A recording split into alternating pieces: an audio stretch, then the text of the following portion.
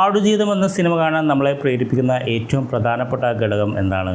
തീർച്ചയായിട്ടും നമ്മൾ സ്കൂൾ ഡേയ്സിലെ വായിച്ചറിഞ്ഞ ബെന്യാമിൻ്റെ ആടുജീവിതം എന്ന പ്രശസ്തമായ നോവലിൻ്റെ ചലച്ചിത്രാവിഷ്കാരം കാണാനുള്ള ഒരു എക്സൈറ്റ്മെൻറ്റാണ് നമ്മളെ തിയേറ്ററിൽ ആകർഷിക്കുന്ന ഏറ്റവും പ്രധാനപ്പെട്ട ഘടകം.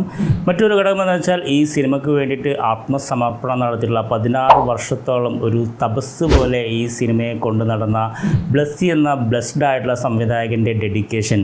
അതിൻ്റെ റിസൾട്ട് തീർച്ചയായിട്ടും ഈ സിനിമയിൽ കാണുമെന്ന് ട്രെയിലറും ഗാനങ്ങളും എല്ലാം സൂചിപ്പിക്കുന്നുണ്ട്. അതുപോലെ തന്നെ ഈ സിനിമ കാണാൻ നമ്മളെ പ്രേരിപ്പിക്കുന്ന ഏറ്റവും പ്രധാനപ്പെട്ട മറ്റൊരു ഘടകം എന്ന് വെച്ചാൽ പൃഥ്വിരാജ് എന്ന നടൻ്റെ ഏറ്റവും മികച്ച അഭിനയ പ്രകടനം നമുക്ക് കാണാൻ സാധിക്കുമെന്നുള്ളതാണ്. അദ്ദേഹത്തിൻ്റെ കരിയറിലെ ഏറ്റവും മികച്ച കഥാപാത്രത്തിന് വേണ്ടി അദ്ദേഹം 8 വർഷത്തോളം മനസ്സും ശരീരവും സമർപ്പിച്ച് പ്രവർത്തിച്ചതാണ്. തീർച്ചയായിട്ടും അതിൻ്റെ റിസൾട്ട് നമുക്ക് ഇതിൻ്റെ വിഷ്വൽസിൽ കാണാൻ സാധിക്കുന്നുണ്ട്. അതുപോലെ ഈ സിനിമ കാണാൻ നമ്മളെ പ്രേരിപ്പിക്കുന്ന മറ്റൊരു ഘടകം AR റഹ്മാൻ എന്ന സംഗീത മാന്ത്രികൻ്റെ സംഗീതമാണ്.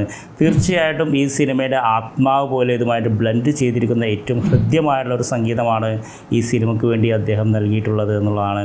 അതുപോലെ ഈ സിനിമ കാണാൻ നമ്മളെ പ്രേരിപ്പിക്കുന്ന മറ്റൊരു ഘടകം എന്ന് വെച്ചാൽ ഇതൊരു വേൾഡ് ക്ലാസ് മൂവിയാണ് എന്ന് തന്നെയാണ്. കാരണം ഈ സിനിമയ്ക്ക് വേണ്ടിയിട്ട് വർക്ക് ചെയ്തുള്ള ടെക്നീഷ്യൻസിനും വളരെ എക്സ്പേർട്ടായുള്ള ടെക്നീഷ്യൻസാണ്. അതുകൊണ്ട് തന്നെ ഈ cinema technically rich and perfect ആണ്. അതുകൊണ്ട് തന്നെ ഇൻ്റർനാഷണൽ സ്റ്റാൻഡേർഡുള്ള ഒരു മലയാള സിനിമയായിട്ട് നമുക്ക് ആടുജീവിതത്തെ കാണാൻ സാധിക്കും.